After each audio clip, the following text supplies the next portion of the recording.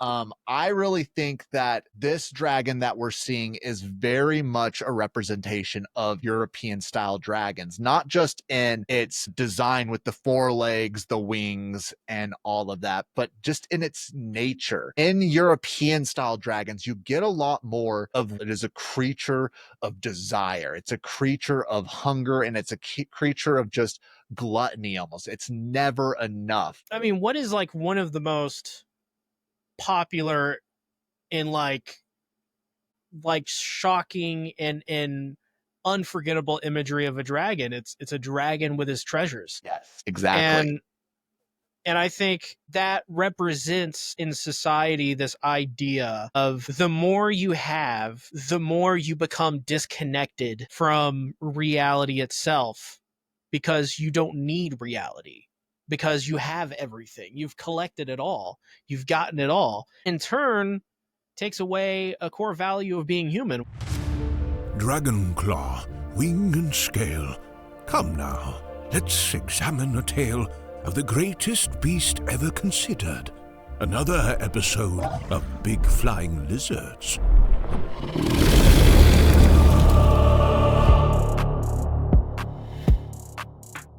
Welcome to Big Flying Lizards, a dragon movie and television podcast. I am your host, Bryce Wilson. Today, I have a very special guest. I am joined by Ben of SeaTactics.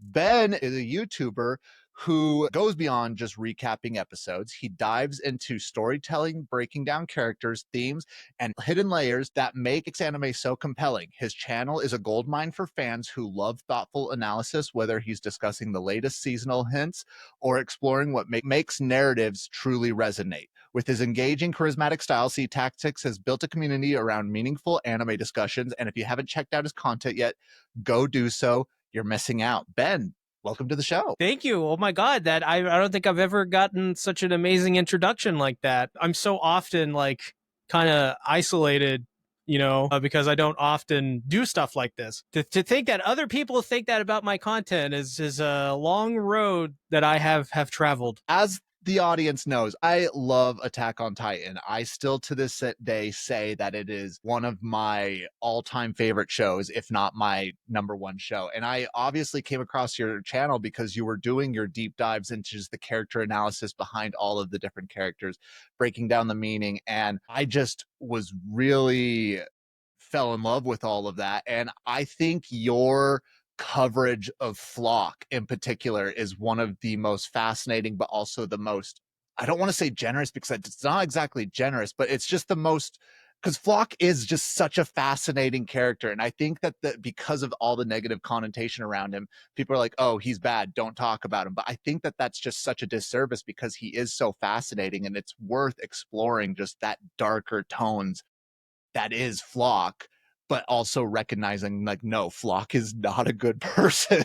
Yeah, when it comes to analyzing my characters that I go over in these videos, I always try my hardest to be conscious that in Attack on Titan, there is no black or white. There is no duality or no left or right. There's no Republican, Democrat. There's no Xbox, PlayStation. There's always some sort of middle road that you have to kind of sit in to get the whole breadth of a character. And with Flock, I've talked about Flock many a times. It has gotten me in trouble with the more, we'll say, edgy, degenerate kind of parts. The Jaegerists, the real life Jaegerists, which is, if you don't know, it's the political party that took over Germany in the 30s. That's basically the closest analogy in the real world.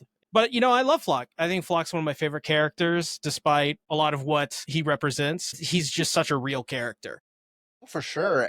I will never justify what he does in the show, but I'm sure you've seen the YouTube edits of him when he's about to try to blow up the boat, and it's just doing that flashback to when Erwin is doing his speech. I mean, when I work out, I have a song that has like a drop beat of Erwin doing his speech. And that still is like one of my favorite workout songs that I listen to. And it's like, I've listened to that speech hundreds of times and it still is like, yeah, I am charging to my death. Let's go over here. So, but before this becomes an Attack on Titan podcast, I feel like this might be a good chance for us to introduce the show we're talking Are there about. dragons at AOT? I hope so. think that there is a lizard beast titan in the background at one point, but that's the closest that we'd be able to justify there. We could make up an excuse. Falco is a dragon. Exactly. He's a big flying creature. But if it's all right with you, I'd love to introduce what we're discussing today. Absolutely. All righty. Today we are talking about Frieren Beyond Journey's End. Frieren Beyond Journey's End is a critically acclaimed fantasy anime produced by Madhouse, adapting the award-winning manga by Kanete Yomada and Sakahu Abe, premiering in September of 2023 as a 2-hour special, first for TV anime on Nippon TV's Film Block. The series captivated an audience when its melancholic yet profound exploration of time, morality, and the quiet echoes of adventure. The story follows Frieren, an elven mage, after her party's victory over the Demon King, outlives her human companions by centuries. Haunted by regret for not cherishing their fleeting lives, she embarks on a new journey with her young apprentice Fern and a warrior Stark, seeking to reconcile her immortal perceptive of human bonds.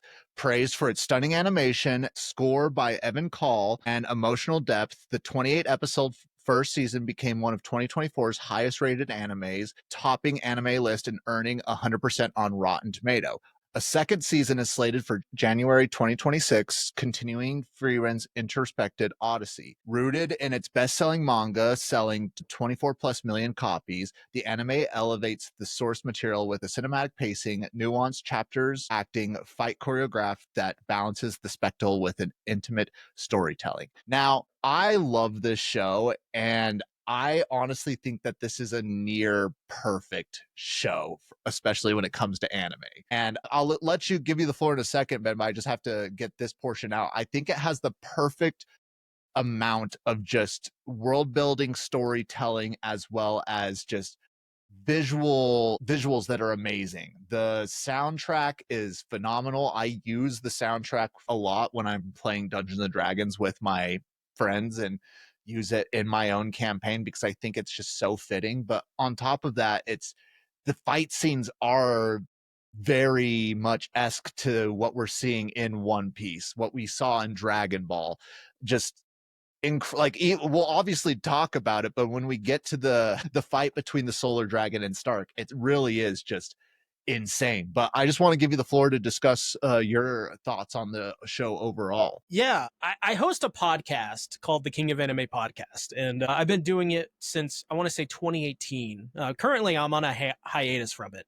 It's my first big, really like multi-season hiatus that I've taken from that podcast. But this is where, on that show, we pick anime every season, and the new episodes that come out every week, we cover it on the show. And I picked Frieren because I just saw the cover and I read the synopsis and I saw that it was from Madhouse, which is kind of this legendary studio in the anime realm. They've been around since basically the beginning of what is now known as modern anime, and they've made some of the best animation and they have some of the best talent. Yes. And we got about, I want to say, 20 weeks into it. And the first 20 weeks, I kind of still slept on this week after week. It wasn't until episode 21, and I forget what happened in that episode, but where I went, you know what, this is now really clicking with me. I mean, I loved it before, but it was just kind of like, oh, this is the show with the elf girl and then the purple haired girl and then the red haired guy. Beyond it, I wasn't some diehard fan at that point. But after episode 21, I was like, no, this is a really special series. Yeah, I've went back countless times. I've rewatched multiple episodes, reread the first arc of the manga, like, I don't know, 3 times now. And it's the same with all of my friends. All of my friends are super duper into it. I have a friend named Justin. His name online is Adorable. He's a super fan of Frieren. I mean, he absolutely loves this anime. And it really is a series that, in my opinion, is able to form a bond with anyone who watches it. And through this mutual bond that we all have with this show and the different meanings, themes, and motifs and characters and the history behind it, and even the same with manga fans and stuff, we all relate to it. And through that, we are kind of like we're all friends, and our bond is stronger when someone immediately brings up Frieren. Like I automatically trust them with talking about Frieren, and like at the very least I can sit down and have a really awesome conversation about the show. Even with the people that I've met who will say maybe not like, I don't think I've ever met anyone that hates this show, but the people who are maybe more critical of it, even then we can have interesting conversations about it. And at the end, we usually go, yeah, that was a lot of fun. That's to me the most important thing about this show, is that it is a staple. It's a pillar of my friendships, and I can always fire up an episode of Frieren in my server. I can always fire up an episode of Frieren with my niece and nephew, or possibly even my parents one day. Who knows?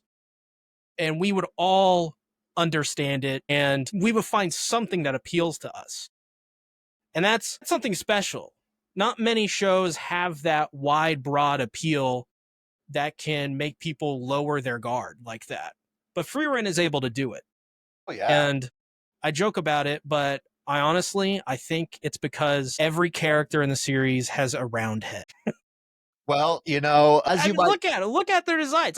They all got that roundish head. I'm looking at some pictures right now because I actually did want to see what episode 21 was. And it seems like that's right when it got like to the pinnacle of intensity during the Blizzard licensing portion. But I totally agree with what you're saying there. And I mean, unless the only people that I've heard criticize this show have criticized it sort of the same how people criticize Vinland Saga, where they're saying that it's too slow, where they're saying that there needs to be more action, there needs to be this. I love Vinland Saga. I know that a lot of people really hated on the second season because they were really just wanting to see more Viking blood and gore that the first season was. And I just really think that the second season is just as beautiful as the first season. Yes, it's narratively different, but I think that it just complements it so well. And just going back with Frieren, like I rewatched these first 6 episodes, and I do remember watching the first couple episodes and I'm like, this is really slow. Like I love the visuals, I love the music, but like, is this just going to be an elf going around doing chores for people in a fantasy world? Like what's going on here? But going back on the second time, like it's just so much more meaningful because you're listening to Frieren just wrestle with being an almost near immortal being and just how time is just so slipping away. And I don't know about you, Ben, I'm not an immortal elf, so I can't relate to this, but I think that we all can relate to just the sense of not using the time that we have with those closest to us. Not to put a damper on the mood, but one of my best friends from high school, he died a few years back. And when I found out, it was one of those things that I was going through stuff in my life, and he had messaged me a couple times before that. And like, I was just so caught up in my own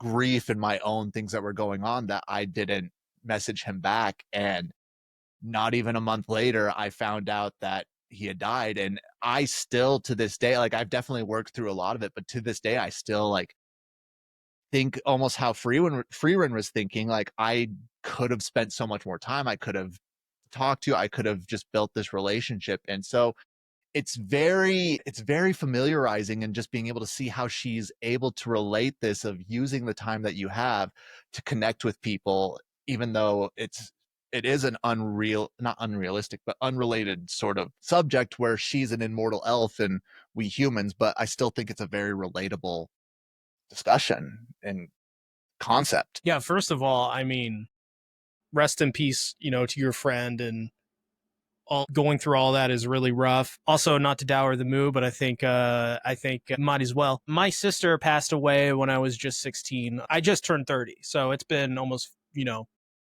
however many years it's been. And she passed away like 5 days before Christmas. It's really super tragic and freak accident and all that stuff, and it's rough. So my condolences, and to anyone who has gone through something like that. Another thing, brief mention of Vinland Saga. I love Vinland Saga. I love it. I love it. I love it. I love it. I think season 2 is just as good and my favorite season of Vinland Saga. And I was really bummed out when a lot of people on the internet came out and really trashed on season 2 without ever giving it a shot. Season 2 is just, I think, one of the best pieces of writing we have in anime, period. One thing that I really love to dive into and discuss is how these fantasy shows are relatable in real life. It's so interesting to try to find these subjects of how storytelling and how you can really feel this. And I think Frieren does just such an amazing job of discussing, using the time that you have, as well as just appreciating those around you. But I also, I want to, we discussed a little bit offline about this, and I wanted to just bring this up and be full transparent. And the audience knows this already. Of the fantasy races, of the fantasy, human, elves are some of my least favorite of the races. And this is why. In almost all the media that I see, they are always the stuck up, like, oh, we are so amazing. We live for so long, and you mere mortals don't even understand how brilliant we are and how amazing we are. And I don't know if you ever read the Aragon books in the Inheritance Cycle, but I feel like those elves are like exactly what I think of. They are just these stuck up, like, near immortal beings that have mastered all these, like, mastered magic, have mastered smithing, have mastered, like, they think their philosophy is perfect and they're so like believing of themselves. But when it comes to all the issues in the world, what are they doing? They're not doing anything. They're not helping out at all. Like, they're over there just like, oh, we're minding our own business. Let the mere mortals figure it out. We elves are so much more, we have so much more important things to do, like eating grapes and playing the harp. Humans in their wars. Ugh, preposterous. And I've just always had that level of stuck upness from elves. And you even get a little bit of that in Tolkien's writing of Lord of the Rings, not necessarily with like Galadriel, but Elrond, you see a hint of that. Legolas, you get a hint of that. They are just all like, Sauron's coming back. Peace. We're going to, we're leaving for the Greylands. Y'all can deal with this. This is not our problem. And I just really struggle with elves because they always seem to be like the race that is stuck up. And yes, I know dwarves are known for being selfish, but they at least have like character flaws that are relatable. Like they are very greedy. They're cute. They all got fluffy beards. Right. They drink a And lot. exactly. Well, elves, they're just all gorgeous, beautiful, forever young, good at everything, and don't want to help. That sounds like all the popular kids I went to school with. Like, come on now. Yeah.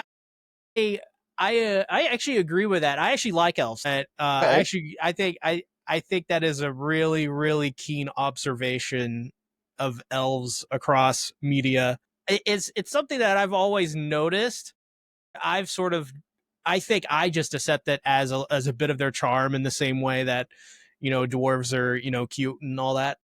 And I think Frieren, and there's another anime in particular, I don't know if you've mentioned or talked about, Delicious in Dungeon. Yes. I think these two anime take a little bit of a different approach with at least our main character elves. Like Frieren is an example. Yeah, she doesn't understand humans. And she thinks she is, I don't want to say above them, but does have a sort of superiority complex in regards to them. But that's where I think this show takes an interesting approach to her character, in the sense they challenge her to understand people and humans, and to essentially, how I see it, is become more human than elf. Because when she's in the hero party at the very beginning of the series, she kind of doesn't appreciate what she has while it's there. And over the course of the series, you see her sort of break down at key moments, and even, you know, break down into tears as she's forced to confront those times and how she didn't appreciate them as much as she should have. The other character from Delicious in Dungeon, Marcel, a little bit more of a funnier take on it, though Frieren is kind of funny too. Marcel, you know, she thinks her palate taste is more refined than everyone else, but she's constantly kind of clowned on by the writing in that show because she, you know, she sees, you know, a suit of armor that they're cooking and eating. They're like, what? We're not going to eat a suit of armor. This is horrible. How could you? It's every time. It's like, you know, it's the classic setup. Yes. And it's rinse and repeat every arc in some capacity. It's what makes her charming as a character, because every time she tries the food and then she immediately just warms up to it and is like, oh, I am so wrong. And I like that. I also, you know, when you bring up all of these sort of stuck up elves, yeah, it's kind of a little boring, a little flat. And I understand the use of it and why it's this traditional thing. But like all of my favorite elves, you know, Baldur's Gate 3, I love Shadowheart as an example, as I think most everyone loves Shadowheart. Huh? And why? Don't know why. Don't know why at all. Well, besides the fact, you know, you can romance her and stuff, but she's just like, she's super edgy. She's a little childish at some points. She drinks a lot. She loves her drink, and she just kills things, and she's conflicted about, you know, being a part of Lady Shar in that religion. And it's a really cool idea for a character, especially an elf character. Yeah, that's I think those elves, those kinds of characters, those specific approaches to those kinds of elves, I think is what stands out to me the most. Yes. Yeah, maybe like Legolas. I like Legolas, but he probably doesn't stand out as much. You know, if we're talking about other anime, like, I don't know any of the elf characters from Goblin Slayer. I got like 4 episodes into that, and I was like, this is just It's a lot. a little too safe for me. But yeah, with Frieren, it's much different. I love Frieren. Yes. I think Frieren is like the goofiest, funniest, most layered character. She has flaws. Like, for example, she's like a closet pervert who's buying Stark like a potion that dissolves clothes because for some reason she thinks all men like that kind of thing. It's funny. It is, and specifically just with that, it's interesting because she is like a pervert, but at the same time, like she's like almost like an asexual pervert, if that is even a thing, because like Yeah, right, yeah. like it's almost like she likes the concept of sexual nature, but is not necessarily sexual herself. It's like I don't know. She wants to be just as sexual as all of the humans are, and she wants to, like, it's like, you know, it's like Randy Marsh in South Park trying to fit in with his Tegrity Yes. Farms or whatever. It's the same thing. It's like, Cheryl, I'm hip like the kids. I can play Guitar Hero. That is a perfect analogy there. That is absolutely perfect. I do want us to start the show, but I did actually want to just pull a thread real quick that you were going off of with Delicious in Dungeon. So my friend Colby and I actually broke down season 1 of Delicious in Dungeon, and we're excited for season 2 to eventually come out. But I completely agree where I love seeing this, the different dynamics of elves. But even though, yes, we have Marcel, who's sort of like a joking, laughing sort of elf. I love that they have, and we haven't seen that much of it in the show, and I'm sure that they're big in the manga, but the Canaries are just such a fascinating group.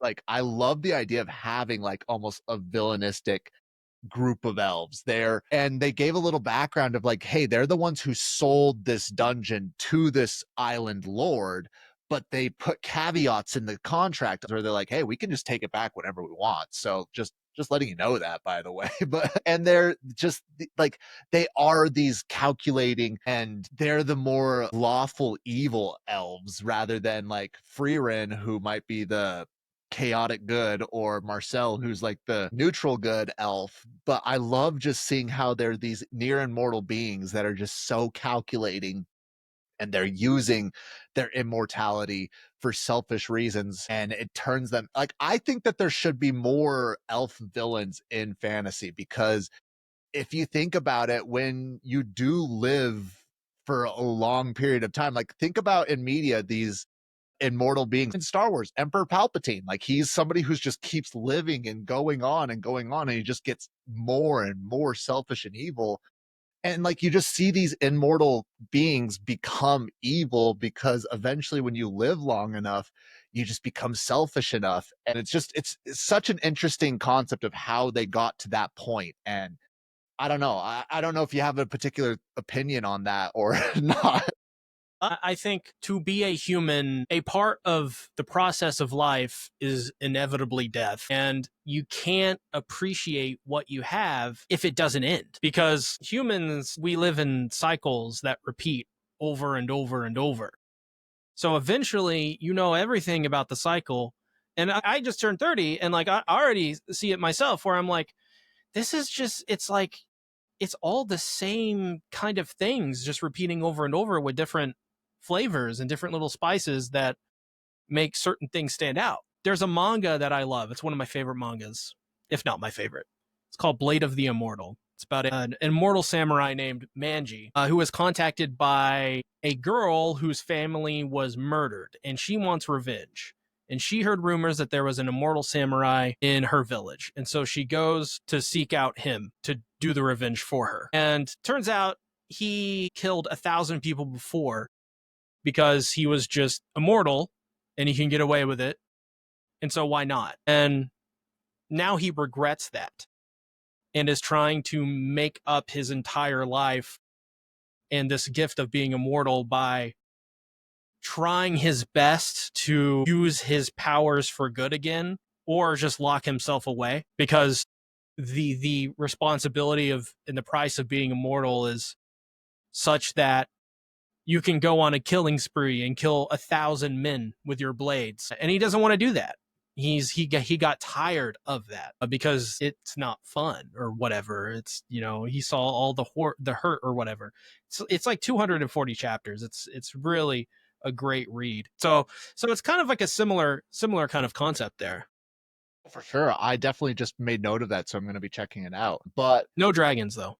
no, no dragons. We'll make it a stretch pick. But speaking of dragons, do we want to dive into the individual episodes of the show? I know we've been sort of dancing around it, but if you're all right with that, I'd love to just dive right on in. Yeah. I rewatched the first 6. Is it 6 or 7? Up until Stark's introduction. Mm-hmm. So, okay, perfect. Ready to go. I'll go ahead and dive in. Chapter 1.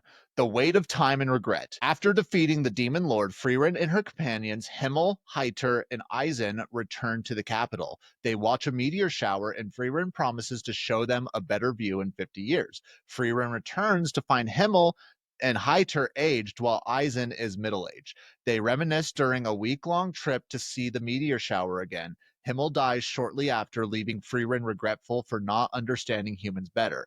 20 years later, Frieren visits Heiter, who has adopted Fern, a war orphan. Heiter asks Frieren to tutor Fern and research life-extending magic, a ruse to ensure Fern's future.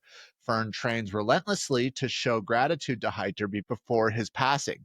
Frieren realizes Heiter's true intention to give Fern a purpose. After Heiter's death, Fern joins Frieren on her travels. I said this a little earlier. The second watch through, these first 2 episodes just meant so much more to me, especially just seeing where the show is going towards the end. I totally get where somebody would come in and think, you know, this show's really slow. It's not, I don't really see these, like, yeah, it's fantasy. There's swords, there's elves and dwarves, but there's not that much fighting. Like, I want to see the Demon King get killed. Like, what's going on here? But when you start to actually look at these messages that they're trying to relay and just the idea of bringing all these flawed people together, they're able to accomplish a great thing. Like, and yes, all of them are flawed. Like, I know everyone talks about how great Yeah. Himmel was, but Himmel was he was a prideful, like he was a little bit of an ass. Like he was like, "Oh, I'm so beautiful. Like, you want to get me in this pose? Do you want me to get me in this pose? Like, what's gonna work best for you is that'll be remembered." And then obviously Heiter's just a drunk priest who's, as Frieren calls him, a corrupt priest. And Eisen is sort of just the awkward guy in the corner who's just like, I'm here to smash things. But Yeah. yeah, what are your thoughts on this first chapter? Essentially, I love this. I love this entire first episode, especially chapter 1 of the manga. I love it. I love it because to me, it encapsulates the human experience of life, death, and rebirth. It is Frieren sees it firsthand how humans go through this cycle of being born, going on this adventure of a lifetime, coming back and having a whole lifetime to come down from that big adventure, that dragon, that demon king. We go on an adventure to slay ourselves and come back stronger and then settle down and whatever and pass away eventually and pass on these memories, these teachings, these bits of wisdom to the younger generation that then comes up and repeats inevitably the same thing. And it's really interesting. And I have this theory. I think I'll have to probably reread this first thing like several more times before I can kind of understand my own feelings on it.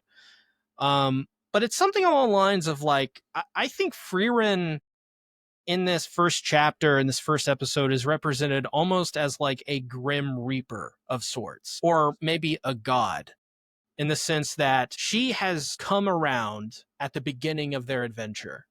And at the end of their adventure, which is their death, she is there to get back her horn, the horn of the Demon King. And that horn of the Demon King is a representation of all of the accomplishments of Himmel and the hero party and even Frieren herself. So she's taking that away from him. And shortly after taking that away, he passes. Yes. And she says at one point to him, like, I will be back. And I think he says something along the lines of like, by the time you come back, I may not even be around. It's an interesting kind of theory, a little bit interesting of a thought that she's, thematically sort of like a representation of the Grim Reaper, which to me, I don't even know if a Grim Reaper is the right thing to use in that in what I'm describing. It's something I think bigger than that, but it is a really, really compelling first episode that shows immediately what this show is about. The show isn't about seeing the Demon King fight. And honestly, I would even go as far to say is I don't need to see the Demon King fight. And honestly, I don't think I even want to, because what we have here, in my opinion, is so much more important than just seeing the climax, because I don't think that matters much. Because as this first episode shows, for Frieren, she regretted not getting to know humans better, and especially to know Himmel. I mean, a constant thing that happens throughout this series is Frieren not being able to read his romantic advances and sort of misunderstanding what to do in those moments and kind of just, scoffing them off. And those are really hard moments to watch. Yes. Especially if you're in the dating circuit. But We've all been there. We have all been there. Yeah. Frieren is this character that to me is a observer of the way humans age and change and inevitably don't change. I definitely think that that's like, I just dissecting everything you're saying. I don't know if I don't know if you've seen the show Supernatural or not, but in the show there's a couple ways that they depict Grim Reapers. There's obviously just the stereotypical monstrosity, somebody who's in a hood going around with a scythe and just killing people, but there's also sort of, and I'm blanking on the Egyptian god, but somebody who's just more of like there to help pass you along to the underworld. And Frieren definitely does give a lot of those vibes. And Himmel, the way that they show him, especially in this first episode, and even in the second episode, they portray him as somebody who was selfless and always throwing themselves into the front of battle and to helping other people. And again, just interpreting it, you can interpret that he was searching for death. Like he was so focused on trying to help other people that he just didn't care about his own life. And he was so focused on just wanting to, that he was almost flirting with death, you might say, the entire time, because he was, and I don't, there's a very short scene, and I'd love to get more details on what this actually looked like.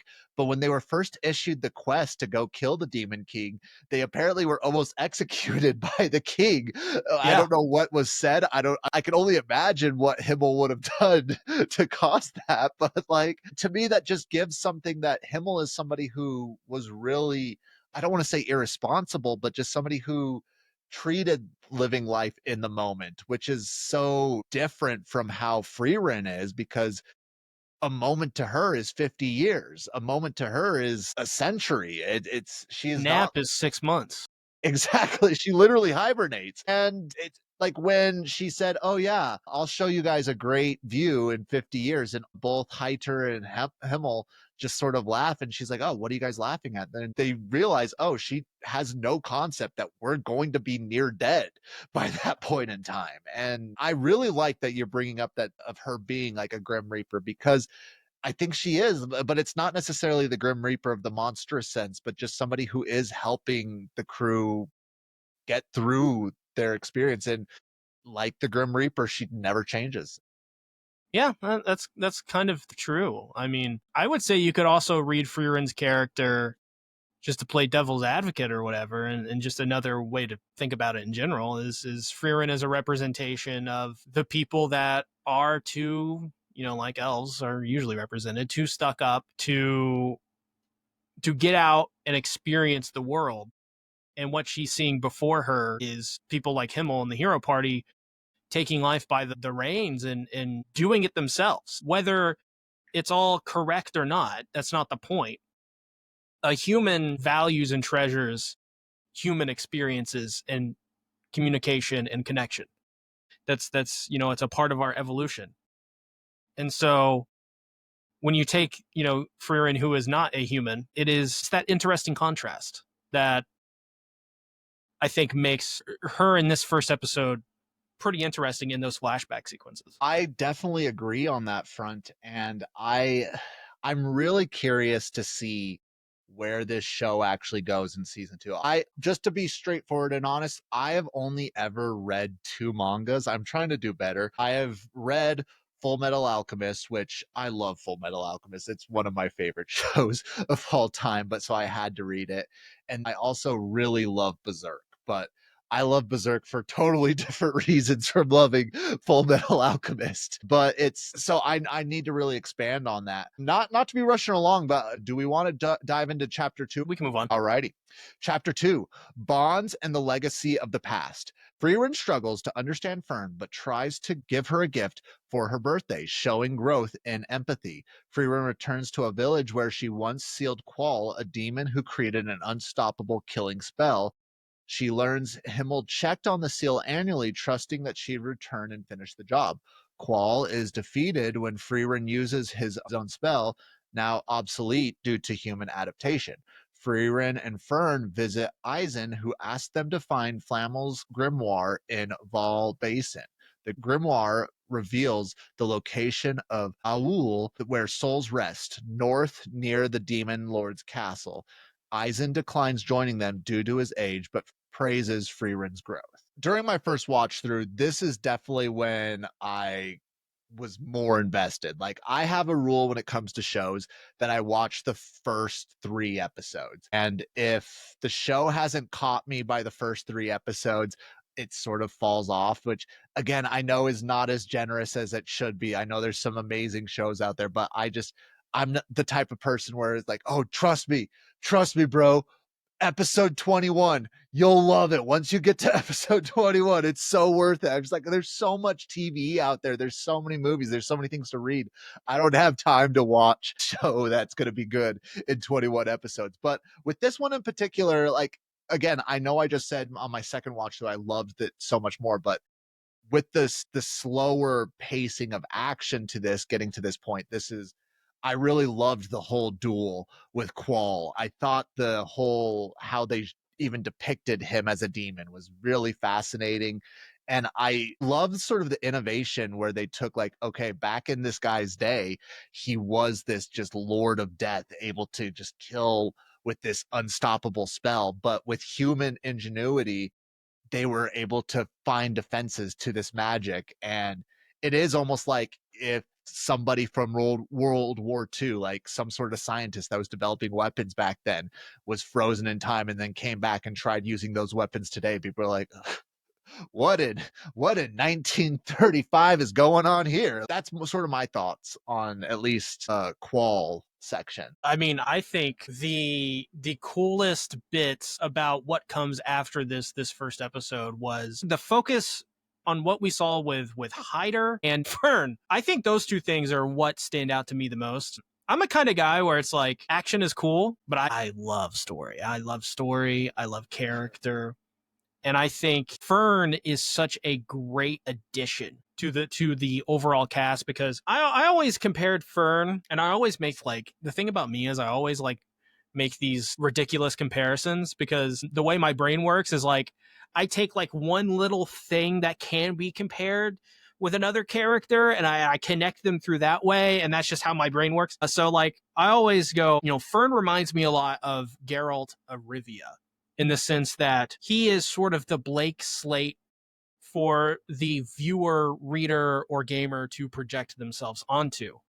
I think Fern is a little bit different in that she's a blank slate because she is a representation of youth coming into life. And she's very sheltered by Hyder, which is really funny in my opinion, because Hyder is this guy who drank till his liver was destroyed, and he's so old and feeble at his age in life. I don't know, there's something really funny about that, and that's how Fern also learned how to not trust pretty much any man. It's also why she is so unfair to Stark at every chance she gets, because she just sees him as this pervert, when in reality he is literally the furthest thing from a pervert. It's funny you say that. Like, just going to this tangent. So where I work in my particular department, I'm the only male, and it's an often joke that I'm joking around with them that if I ever say anything wrong or say with something that they disagree with, they're like, "Oh, it's because you hate men." Which, to be fair, both have gone through experiences where, like, I understand why they may not trust or like men, but they always are like, "Oh, you're one of the good ones, Bryce." Yeah. But it is one of those things where the duality of evil, you might say, where there are, like, people have gone through experiences, and not necessarily that Hyder was a bad person, but he was a corrupt priest, as Frieren says. And I'm sure that there were times that he sort of went off the handles as being a drunkard, and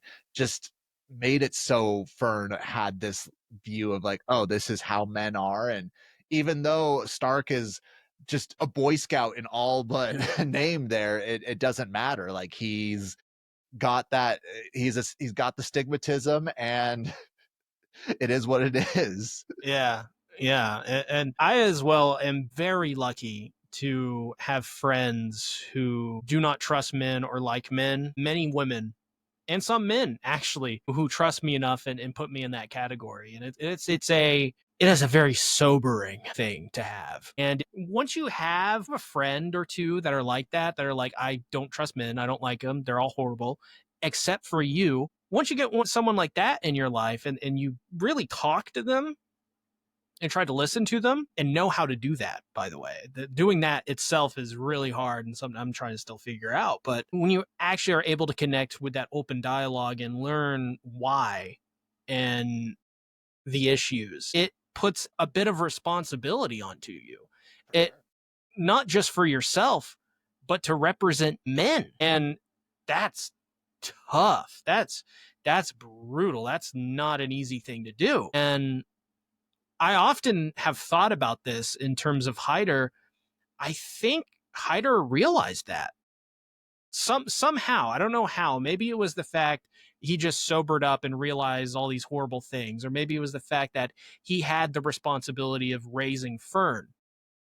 Maybe it was age. Maybe it was just all of that, and kind of being able to look back on this vast swath of, decades, and to have that maturity finally to go, oh wow, I kind of have a lot of regrets in my past, and I'm not going to have Fern be one of those regrets. And it's really interesting the way Fern thinks of Hyder as this corrupt priest, and Frieren as well, and not a lot of people think of him as very highly, but you look at the one thing he did accomplish, which was raising Fern. Fern's got to be one of the most, like, she has such a good head on her shoulders. She's like responsible.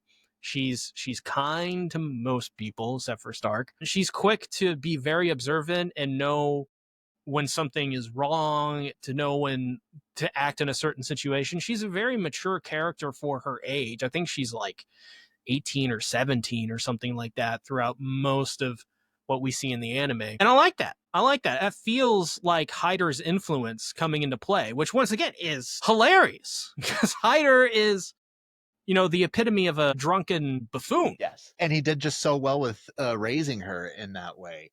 I did actually, before we move on more, I just wanted to touch on something you were saying, but I get the sense that we had have just from the little that I've seen from you and just communicated, I feel like we're both quite similar in just how we were just necessarily raised on how to be treating other people, and just treating them with respect, treating them with understanding. But for me growing up, like I viewed that like, oh, this is how you're supposed to be. This is what everybody's going through. So when I would hear about just people talking about like, oh, men are awful, men are horrible, like, oh, people are awful in this way, in my head, I'm like, that's what you're describing is awful. Like, I don't do that. Like, people aren't taught to be like that. That's what are you seeing? And so, but as I got older, obviously I'd see how people were doing it. And it was just such a shock to me because I was raised in such a way. Like, I was very fortunate to be raised by people that did just teach respect towards everyone. Like, especially like when I started getting old enough to understand like what racism was, like thought that was the most ridiculous thing in the world just based off of how I was raised. I'm like, no one actually is doing that. But then like the older I got, I'm like, oh shit, like this is something that apparently is not taught to people. Like, people aren't, and it really was like, that was, oh, it's something you saw in documentaries, or it's something that you'd see like dramatized, but people actually are not doing that. And then when it's actually placed in front Mainstream now. it's yeah, It's hip. It's all hip and cool. Yep. Sad but true. That is sad but true. That is indeed. Well, yeah. But it's just, to me, it's just interesting that, because I think that that's a little bit of how how Fern is. Obviously, she has that view of how men are, but she is being a little sheltered on like what the world is like, and she's just surrounded by the two parental figures that she's had in her life are two adventurers. Now they're two different ends of the spectrum, but she is just going to have just such a weird outlook on life because of that. Yeah, no, that's a great point. It's funny though, you bring up kind of your personal experience. I think that's kind of also maybe why I love Fern as much as I do. We have a joke in my Discord server that I'm the biggest Fern fan you'll ever see. And I think that's because I was kind of sheltered in a similar way too. And I grew up in, I don't want to say a similar environment, but the combination of the things I went through and the environment I grew up in was effectively something similar to what Fern went through. And so, like, I didn't grow up with a drunkard as a parent. My parents don't drink or anything like that. But I grew up in a very conservative environment, and I'm not a conservative at all, not even in the traditional sense. I'm actually very progressive person, but The thing is, though, is like, I remember when I was a kid, one of my first memories, I would say my first handful, one of them was, my very first one is looking up and seeing the big tower in Disney World, 99, Florida, where whatever that building was. I remember pointing up to it. It's very hazy in my mind at this point, but I just remember the contrast of the blue sky and everything. The other one that's in my head is me asking my mother and father why people are racist. Because I think I saw something, I think maybe they were watching the news or whatever. And I just remember her explaining it to me and me going, that is that is stupid. That is idiotic. Why would someone do that? And ever since then, I have sort of had to go through life with this kind of like Fern, this kind of outlook with people that have this conflicting belief set, not just racism or whatever, but just a bunch of other stuff as well. And having to figure out how to compromise with that, or how to cut that out of my life, or how to bring something into my life. I guess you could say the process of learning as a younger individual. And I think Fern's a great kind of, I imagine with the more younger audience with Frieren, that's probably their favorite character besides Stark, because Stark is very similar with that too. Yes. I appreciate you open up on that, because I mean, that's something I feel like I can very much relate with you on. Spent most of my life here in Utah, which those of you that know, Utah is a very red state. My favorite Jujutsu Kaisen character. Yes, but even just going along with the flow, like I really did not even consider politics until probably way too late. Like for me, like I was just your typical like, oh, I'm just gonna go. I like football, man. I'm not gonna pay attention to politics. Doesn't affect me, bro. I want to go watch the game. The game's not I gonna want be to have fun, man. I don't want to think about stuff that hurts my brain. I'm all about vibes, yo. I love Vine. I love Will Sasso. I love him. So like for me, like I just didn't really even think about politics until really 2020. Like that was really the first time I even started considering politics. And then that's when I realized politics is just real life lore, and did like a deep dive on it. Yeah, it's all of history. it. Exactly. And I quickly realized like in the area, just a lot of the political beliefs around me were just crazy and insane. And like I still have a lot of friends that are hardcore conservatives here in Utah, and like what I've just come down to is like I will not bring up politics around them, because like I don't want to be fighting with them, but I also know that they are stubborn enough that I'm not going to be changing their mind on anything. But but that we're going down a whole nother rabbit hole on that front. Yeah, it's a little off track, but I mean it's fine. Like I have friends who believe that, just as an example, just total anarchism. So like for me, it's not really the political stances that affect me. It's like you said, it's humanity. It's this thing that we do. It's one of our social constructs that we've created that helps us maintain our minds. And when things get really crazy, which happens from time to time, as you know, as as we bring up in this show all the time, it goes in cycles, right? So, yeah. Well, speaking of cycles, let's go ahead and dive into chapter 3. Yeah. Something not political. Ooh, dragons. Bring back fine, man. Chapter 3, The Journey Begins Anew. Frieren and Fern encounter a monster that exploits grief by manifesting ghosts of loved ones. Fern nearly succumbs to Hyder's illusion, but Fern coldly destroys Himmel's, exposing the Ensum. To slay a dragon, they seek Stark, Eisen's timid student who once defeated a dragon in a staring contest. Stark admits he never fought but is physically capable. Fern encourages Stark, and Frieren reveals Eisen was always afraid as well. Stark overcomes fear and slays the dragon alone, proving his worth. Stark joins Frieren and Fern as they journey to Orisol. A checkpoint in the north is closed due to monsters, but Frieren's reputation grants them passage. The trio receives a hero's send-off, marking the start of their adventure. I obviously want to get into the whole Stark and Dragon conversation, but I do think it's worth at least talking about the illusion portion before we get into the real meat of the dragon discussion. And I really actually like what they did with this monster. It's not a typical monster that you really see in media where this monster is creating an illusion of somebody that you've lost or somebody that is important to you, and just even though they all knew it was coming, they were all really succumbing to it. Like even Frieren was like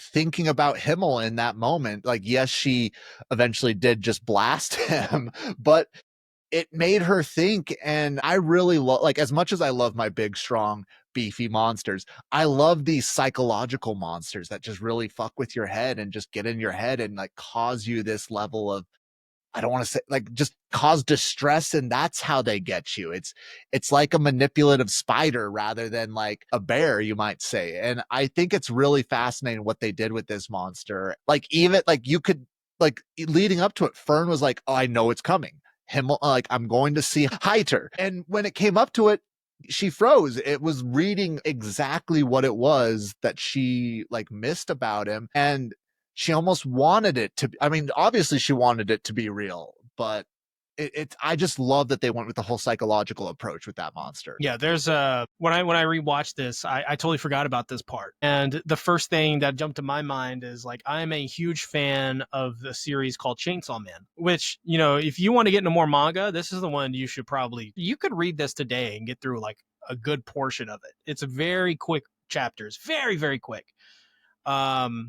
Like literally yesterday, I think I read 40 chapters in like an hour. Like nothing. But there, in the current arc of Chainsaw Man, there is this like in Chainsaw Man, there's these things called devils, and they're representation of the fears of humans. They're manifestations. And there's this one devil, it's called the Falling Devil, which is obviously a representation of the human fear of falling. However, it's not just the physical, like tripping and falling or whatever. It's also like falling into depression, as an example, amongst other many different ways you can quote unquote fall. And that's what that character does too. And so when I saw that, I immediately went, oh, I love this. I love this so much. How did I not remember? This should have been one of my key takeaways when I first saw it. But I don't know. I guess I was, just overworked that week or whatever, which happens with me sometimes. But I love that concept as well. And I think it's a way to have your characters face themselves. Another series, a video game series I love that I can also compare this to is Persona, namely Persona 4, in the sense that they have to, in that game, you go through these dungeons, and at the end of the dungeon, before to get the new character in your party, that character has to literally fight themselves as these representations of their personalities gone to these extreme conclusions. Like one of the characters, as an example, I don't know which one's a good example. Honestly, they're all such good examples, but one of them is like an idol or whatever. So her thing is like her sexuality, the way she's perceived by other people, and how that affects her. And at first she rejects those things. And by rejecting those things that is what triggers the fight or whatever. And then you have to fight the role-playing game monster and beat him. And it's the same thing here. It's they know it's coming, but that doesn't mean anything. It's like in life, like, the hard decisions are coming doesn't make it any easier. No. In fact, that can make it harder, way harder. Give you a chance to overthink it. Yeah, which is what I if you hang around me anytime at all, I overthink everything. I'm a thinker. My mind never stops. Some people say I'm like autistic or whatever because of it. Hey, you're in good company then. I'll just say that. I think my friend group, I'm pretty sure, no lie, every single one of them are very autistic. Well, for my career, I'm an event planner. We do about 600 events a year here at the social club. And whenever I talk to anybody, they're like, hey, what do you do for work? And I explain like, oh, I plan events, I do that. And anyone who's been involved with events, they're like, that sounds insane. And I'm like, well, I am a little insane myself. I love the chaos of it. I love, like, I'm the type of person who has to, like, I want to be stressed out at work. Like, I don't want to be sitting behind a desk for a 9 to 5. I want to be just up on my feet, going around, just doing different things. And I mean, like, sort of tying to what you're saying, it's overthinking. It's over here. It's planning. I jokingly say I don't have a backup plan. I have 6 backup plans. I'm the one that people get mad at. Like, if we're planning an event and I'm like, okay, this sounds like a great event. What about this? And there's like, Bryce, shut up. Like, we do not want to talk about that. I'm like, no, but we need to. Like, this is things that could have come up. Like, we need to have plans for this. And they're like, just that there's a 1% chance of that happening, Bryce. Shut up. So Yeah. No, it's kind of very similar to me as well. I love you mentioned that aspect. You want to be in the minutia. You want to be in the rough. The diamonds are not the thing for you. The rough is your home.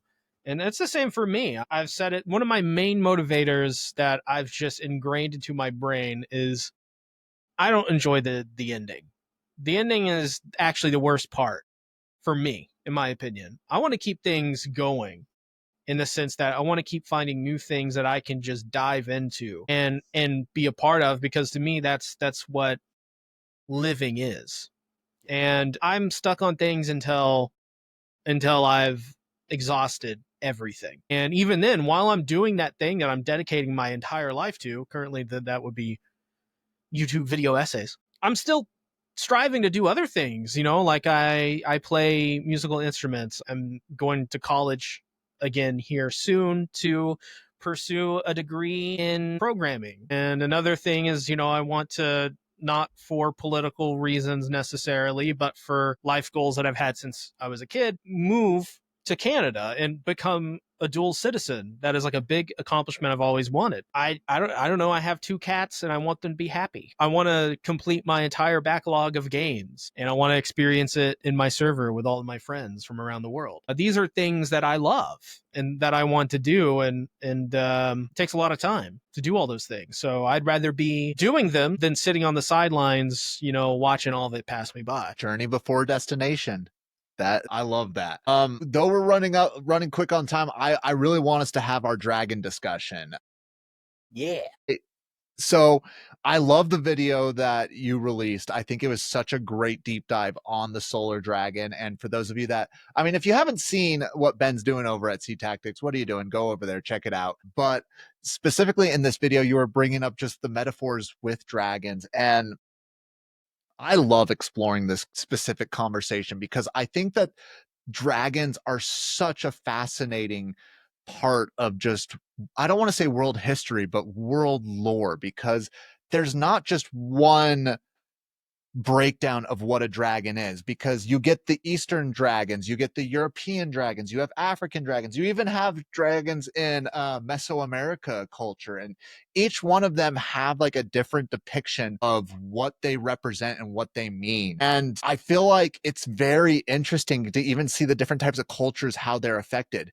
I really think that this dragon that we're seeing is very much a representation of European style dragons, not just in its design with the 4 legs, the wings, and all of that, but just in its nature. In European style dragons, you get a lot more of like the smog type of dragon, where it is powerful. It is a creature of desire. It's a creature of hunger, and it's a creature of just gluttony almost. It's never enough. And I even though some people had problems with it, one of my favorite things about The Hobbit Battle of the 5 Armies was this concept of dragon sickness. I think that it's a real thing. It's something that can really put greed into almost like a disease-like aspect, where you see Thorin come in and he's just filled with just distrust. He's filled with disgust with around. He wants all the treasure of the dragon, and he wants more. And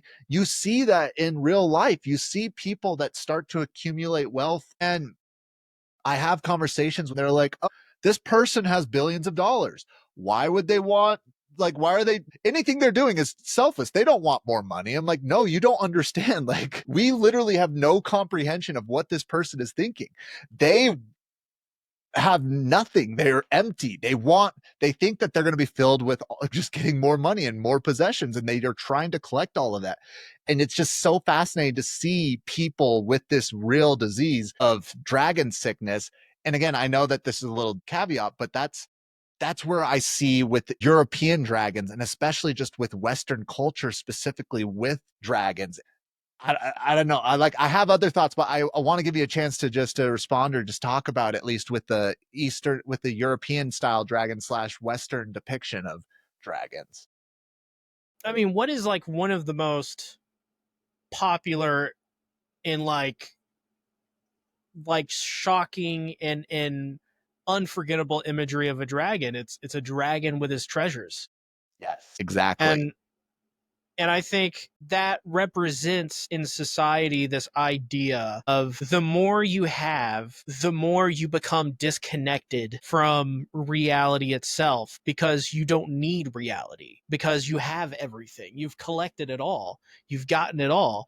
And so what that does is it takes away the purpose to go through hell to get that stuff. It takes away the journey. And that in turn takes away a core value of being human, which is the journey itself and the human connection. You don't need human connection when you can just buy it. But that feeling doesn't go away. It stays. But you have this comfort zone of your piles of gold coins. You don't have to leave. Or so grimoires. You become a dragon.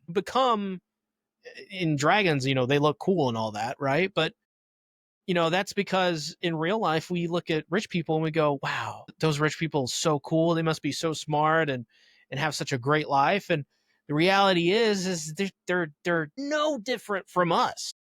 Yeah. The only difference is they can pay for the answers and they don't have to go through any struggle, and they can bypass all of that.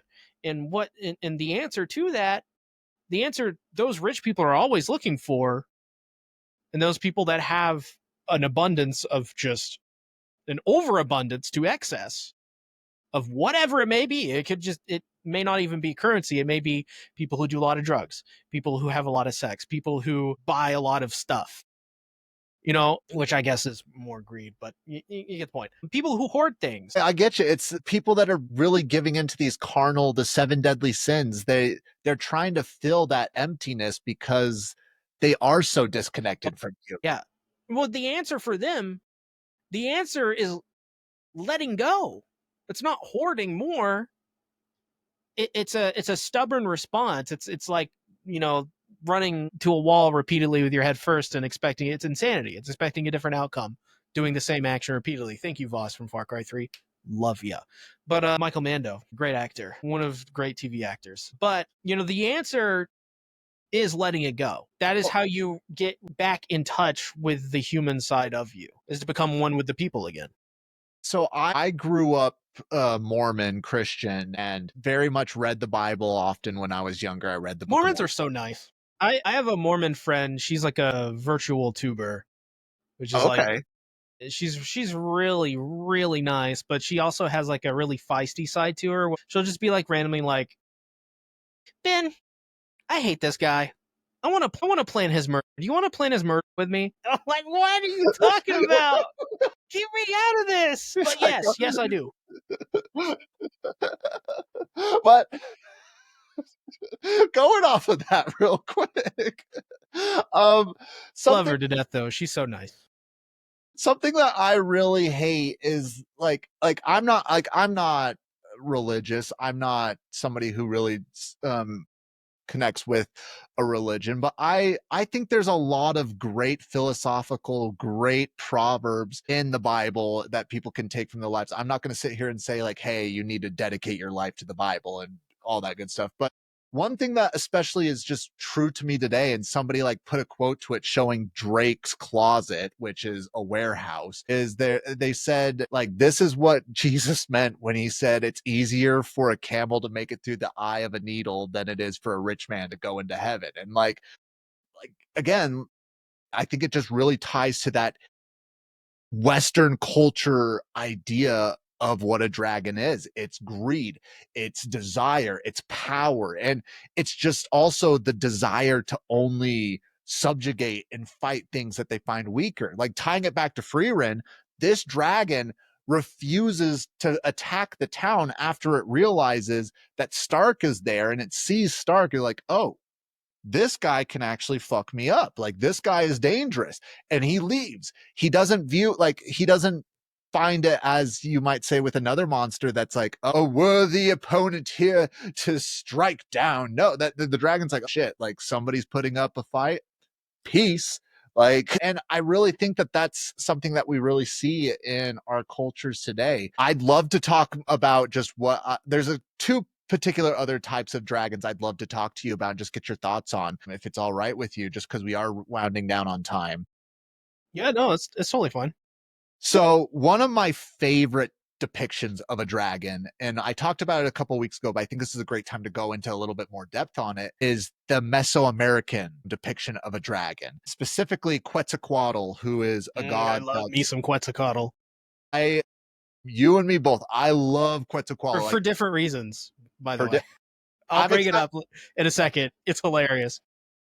Well, I love Quetzalcoatl because I feel like that is more of the positive sides of what a dragon is like. Because Quetzalcoatl translates to ruler of earth and sky, because Mesoamerica believed that the dragon, like, it's the most powerful creature that can fly, and it's the most powerful creature on the earth. But Quetzalcoatl was also depicted as a god that was looking over humanity and teaching humanity, as providing them with knowledge, providing them with just the means to survive. So to me, how the Mesoamericans depicted dragons was just power. It wasn't necessarily wealth, but just power and knowledge, and being able to be almost a leader and helping people out, which, again, one of my favorite depictions of what a dragon could be. Also, throwing in all those colors is just, I love it. So yeah, I love Mesoamerican imagery in general. It's the same feeling when I get when I listen to Rush, the band Rush, where I feel so in touch with whatever they're talking about. There's fearless human aspect to their music, and it's the same thing with the it's a weird comparison, but like I said earlier, I make those weird comparisons and they work for me. They may not make sense. I'm following. Yeah, no, but I love that, and I want to bring up real quick why I love Quetzalcoatl, and it's for all those reasons too. But my first exposure to that was not through my schooling, which it should have been, but it wasn't. I grew up in a conservative area, so our schooling was not very good. But was an anime called Fate Grand Order. Yes. Absolute Demonic Babylonia, Fate Grand Order Babylonia, Absolute Demonic Front, or something crazy like that. And Quetzalcoatl is in it as a pasty white blonde woman who wears like a half poncho with nothing under it, eats people, and is a luchadore. That her attacks are wrestling moves. It's the most xenophobic Japanese thing you'll ever see. But it's awesome. It's great. I love it. I love her. She's so stupid. So dumb. Well, there's a particular anime that's out there that's specifically covering Mesoamerica lore. I'm blanking on the term, like the name of it. It's not a well-known anime. I'll send it to you over, and I'll also just throw some imagery up in post. But I still to this day, like, everyone who's a history nerd in the history circles that I run in talk about the tragedy of the burning of the Library of Alexandria. I still think that, like, yes, it's sad we lost all that knowledge, but the burning to Mesoamerica, like, we didn't even burn, like, what was burned in the Library of Alexandria. I don't even think it was 10% of what was burned over here. And the legends, the lore, the stories, like, so much of that is missing. And like, if it doesn't radicalize you, I don't know what's going to radicalize you. No, yeah, it is. You know, I think South Park joked about it. It's like, we committed genocide against all the Indians, but we don't talk about that. Like, it's funny. It's a funny joke because it's the sheer ridiculousness of it is ridiculous, and that's what's funny about it. But it's true, you know. It's just like, we destroy so much of our history, and it's only been probably, I don't know, since the 1900s, really, since kind of industrialization really started to kick into high gear, did we even start to consider keeping those things around. My friend, his name is a Dorber, same guy I mentioned before. He lives in New York City, and he loves New York and its history. Yes. And he tells me stories all the time about how they got rid of the original Central Station with all of its Art Deco designs and motifs, and they replaced it with something that is just not as good. I mean, still historical and all that, because it is New York. But there's tons of just subways that are just in ruin, just left, that also have historical meaning. Trains that were destroyed during the tens and the aughts of the 1900s. And it is a really awful thing that I think humanity is getting better at, but we still are being held back by a bunch of other stuff that's still keeping us from fully respecting our history. And I think that is just, it's only going to get better as long as we keep talking about it, you know? And those who don't study history are doomed to repeat it. Yeah. I mean, that straight up, like, we shouldn't be, you know, burning books or banning them. We should be making more. Exactly. We should be not banning books. You know, what do dragons do? They hoard, they like in Frieren, this dragon hoards books. Yes. Hoards knowledge, keeps it away from everyone else. There you go. There's your tie-in. Speaking of dragons, we're going to go ahead and dive into our dragon grade. Each week, we do a dragon grade on the dragon that we cover in our media. We grade the dragon on a scale of 0 to 10, with 0 being abysmal, 10 being incredible, and 5 being okay. The 5 areas that we grade it in is design, special effects, character, film, and X factor. Now, on that note, then I'm going to go ahead and just roll first with my grades and just give my justification on it when we're covering the Solar Dragon. When it comes to the Solar Dragon, I actually really did like the design. I am a sucker for European style dragons. I like the 4 legs. I like the wings. The joke that often is told is I love my big, thick dragons. I love me a big, scary, beefy dragon. And this dragon does look like just a monster of death. Its scales are clearly very thick. You see it like slashing through buildings with its claws, and it looks like it's just flying swords. And there's a particular shot where Stark is squaring up, where it's standing and just looking menacing. And though, yes, I love my dragons that are more of the leadership, like the Quetzalcoatl, I also do love me my scary monster dragons. I love me some scary monster dragons. When it comes to like the coloring, I really do love a red colored dragon. But with it being called the Solar Dragon, I almost wish that they would have made it a gold or yellow. But I almost understand why they didn't, because they wanted it to be depicted as an evil dragon. And it's harder to see a dragon as evil when it's gold or yellow. But with the name specifically Solar Dragon, I think it makes it more sense to keep it with that continuity. I would have just called it like a dragon, or just maybe like the eruption dragon, or I don't know, something along those lines. But again, it's not the end of the world. All in all, I really like the design. It's a little basic on my part, but I also like that. I'm giving it an 8. I think that it is great. 8 is great. It's funny. I think I agree with you on almost every single point, but I'm going to give it a 7, because I think that last part you mentioned where the design was a little standard. I think for me, yeah, it was kind of a little standard. I still think it looked cool. I love the little, you know, the moment when the dragon always, you know, opens its eyes and has that alligator eye thing going on. Classic. Love it. I love how it almost looks cat-like too, because I love cats. So I give it a 7 though, just because of that looking more kind of like just your standard dragon. That's totally fair. I think that that's totally fair and understandable. Moving on to special effects, I am going to be a little biased. Like this, up to this point, like obviously I mentioned earlier, Frieren is a beautiful show. The art style is just absolutely incredible. And as you alluded to earlier, this Studio has done major projects before. It did Hunter x Hunter, it did Death Note, two shows that I absolutely love. Those of you that haven't seen Death Note, what are you doing? Death Note's probably one of my top 3 anime out there, so go check it out. But this show is just so beautiful, and then once you get to this fight scene, especially between Stark and the dragon, like I mentioned, it has that One Piece vibe where it's just explosions going all over the place with the amount of force and energy that's going on. The dragon's movements are so elegant. The only time that I even could possibly criticize it, and I know I just said that it looked cool, but I mean, not looked cool, it looked intimidating. It looked a little derpy when it was attacking the village. I don't know if it was just from the specific viewpoint of Stark that we were seeing, but that's just the only criticism that I'd be able to levy towards it. I'm going to give it another 8. I think 8 is great. I think it was great. They could have done things a little better, but as far as anime is going, I think they did a great job in animating the dragon and the scenes with the dragon. So I know a little bit about when it comes to the special FX and rating it that way. I'm going to just right off the bat, I think I'm going to give it a 10.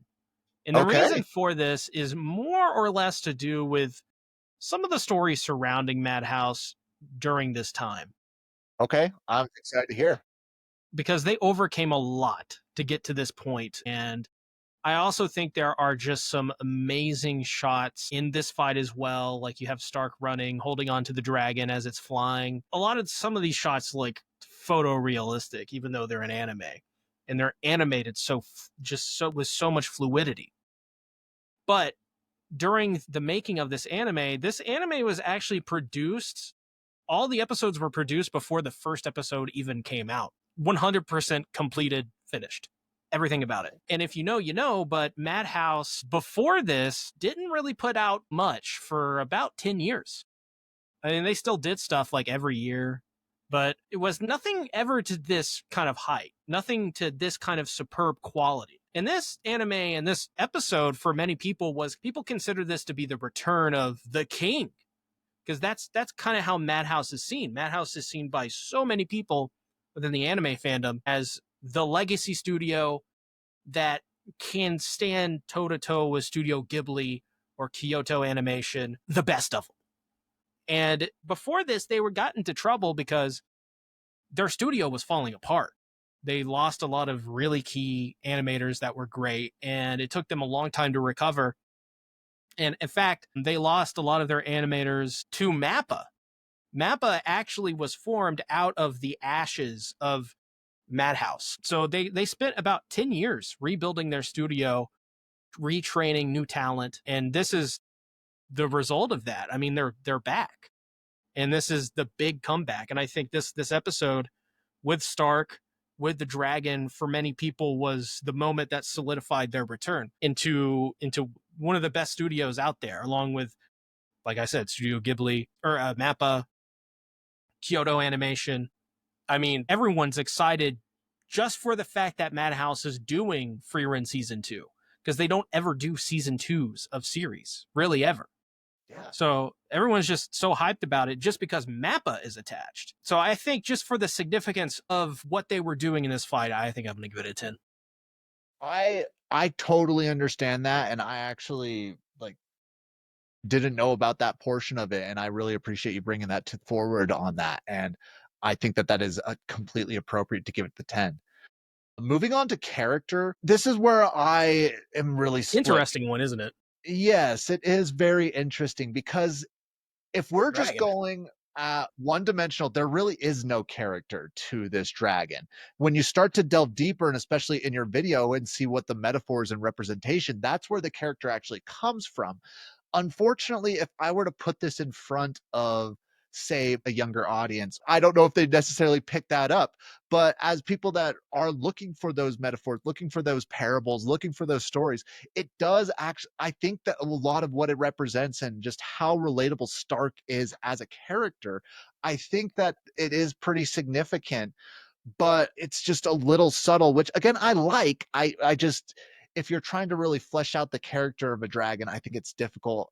I would have loved it if they would have given it some sort of voice where it is, if it's collecting grimoires, Novocaine. exactly. like, oh, yes, my grimoires are mine. Or I don't know, something even as dumb as that. So on that, I'm sitting on the fence on this one. I'm giving it a 5. I say it's okay. I say it's okay because I think it's great, the metaphors on doing it, but just the actual execution, if you're just staying one dimensional, there's just really nothing there. But that's sort of where I'm landing on. Yeah, I give it a 5 too. It's okay. You have to go beyond the character to really get something out of this one in terms of that. So it's fine. Like it's a dragon, and I think most people, this, that episode with the dragon kind of just is one of the more forgetful parts, because there's so much stuff that comes after that's just no comparison. Way better. Yes. Moving on to the film, I again, I've been showing my hand a little bit. Like, I love this show. This show is a near perfect show. I love everything that's going on. I love just what the dragon represents in this fight. I think it's near perfect. I think it's superb. I think it's the 9. I think it's a 9 out of 10. Like, I think that there's very, very little. Excuse me. I reserve that 10 just because I've seen what a 10 looks like, but at the same time, I think it's almost there. I'd even, you know what? No, I'm saying 9.5. I'm saying that it's a 9.5 out of 10. Like, I think it's just almost there.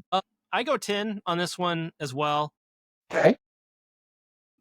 In my opinion, I'm more of a guy that, I love the saying, perfect is the thief of good. And Yeah. I don't view a 10 as like flawless. I think a lot of people do, Yes. which I think is more of a linear way of thinking, which I don't think is very human to think like that. Very machine-like. I think it's a 10 because I think the significance of the work in society right now, like Frieren is probably the most sought after anime in the world right now. Every episode is animated pretty much perfectly. There's basically no errors. It has so much character, has so much life. The voice acting is killer and superb. Everything has a purpose. It doesn't really have a slow moment that kind of goes off the rails, and it's all really good. Really, really good from a legendary studio.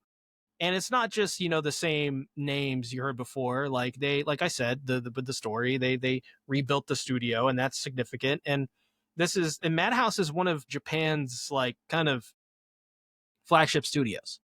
So for them to come out of this and deliver on this, and then not only deliver, but capture the zeitgeist. I don't know how many anime have done that. Not many. Dragon Ball Z, Attack on Titan, Full Metal Alchemist, Fruits Basket, Astro Boy, Dororo, obviously Ghibli stuff. Not many. So I think Frieren is going to be very significant as time moves on more and more. I think it's such a timeless series.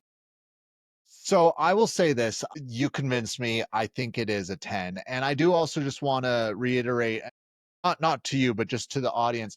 We also really do believe like there is no such thing as a perfect film. There, like, humans are imperfect creatures. Even like we as creatures can't even create perfection. Like, imperfections is also something that can cause like can really build on the art, which to us 10 really represents incredible rather than perfect. So like, you convinced me, it's a 10. However, for this last category, I don't really think with X Factor, I don't think that there really is a lot to this X Factor. The only thing that I think that is really even significant about this is that this dragon is the type of dragon that is almost a coward.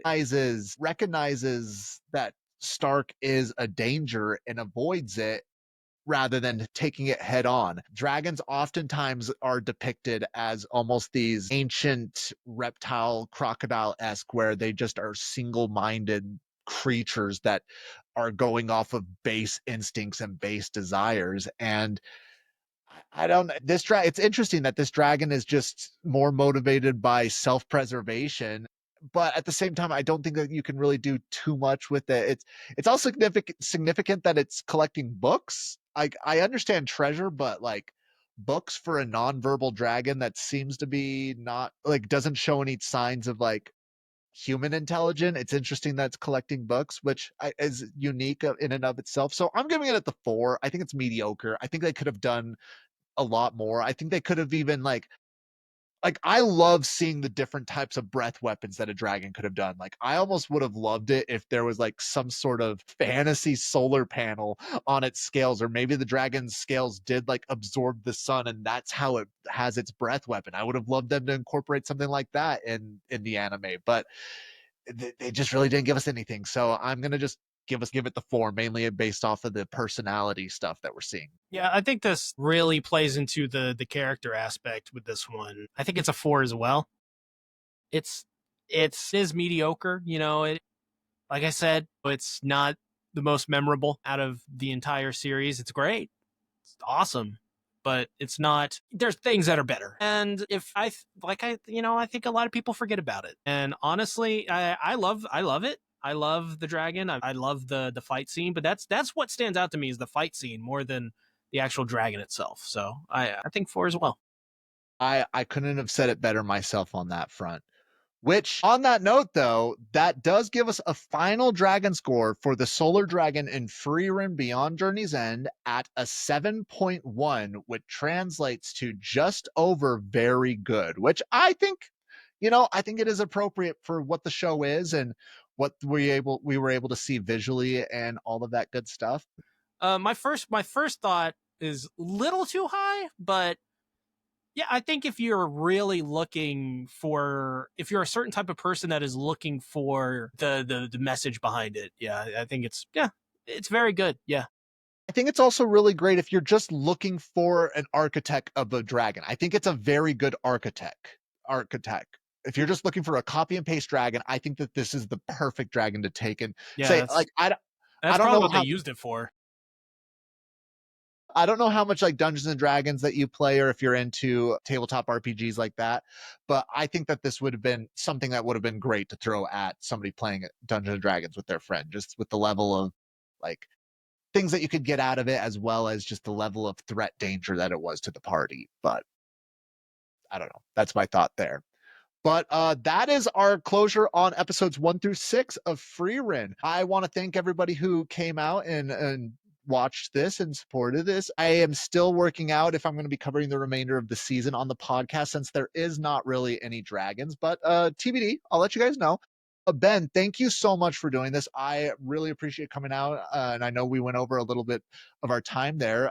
I know you're really busy, but I'd love for you to be able to plug whatever you want to plug right now and before we get out of here. Well, most people know me for my main channel, which is SeaTactics, where I recently kind of revamped the channel after a pretty long hiatus, I would say. And we're doing video essays. That's kind of our thing now. We just one video a week typically. We're about to start to cover the new season of an anime called Dawn to Dawn, which actually it may have a dragon in it. May or may not. Who knows? It's not animated yet if it does, but let me just tell you, if you like cool dragons, maybe keep an eye on Dawn to Dawn. I don't think it's going to happen this season, but it may or may not happen eventually. You never know. My other channel is called Bento. It's my secondary channel. It is basically my co-main channel, where I cover weekly chapters of Chainsaw Man, which is the series I mentioned earlier with the Falling Devil and stuff that had the cool concept. I do that every week, every Tuesday when a new chapter comes out, we cover it. And then I have other bonus essay content.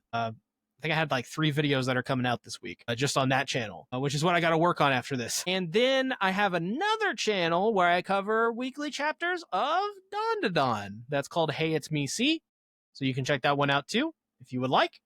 And I have a podcast called the King of Anime Podcast, which is me and 2 of my buddies, Everything Animated and Satsuki the Savage, both amazing, kind, wonderful individuals, very intelligent people, where we cover weekly seasonal anime. I'm currently on a hiatus from that, taking a break, because I've been doing it since 2018, every week for years. And I have a dumpster channel too, which is called SeaTactics Dumpster. That will have stuff. And I have a twitch.tv/SeaTactics, where I'm going to be soon, very, very, very soon, within the next couple of weeks, starting a franchise playthrough of every single Resident Evil game.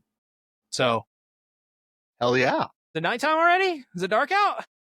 What? Wake here? No. That's I appreciate going. Everyone, please go give all the channels a follow there. Ben is very talented. His videos are very entertaining. If you guys didn't pick it up from here, like, very awesome. And I know if you even remotely think that what I'm doing is all right, you're gonna absolutely love Ben.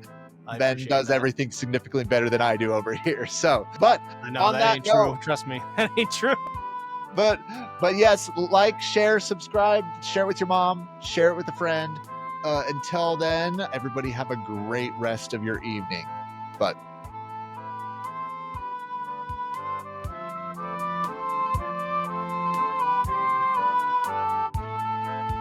That's all for this week's Dragon Lore. Takes cold and hot, spread shore to shore. Enjoyed yourself? Please join the squad. Follow on social media at Big Liz Pod. And one quick reminder before you go, to rate, review, and share the show. Thank you for listening. It means a lot. See you next week, same time, same spot.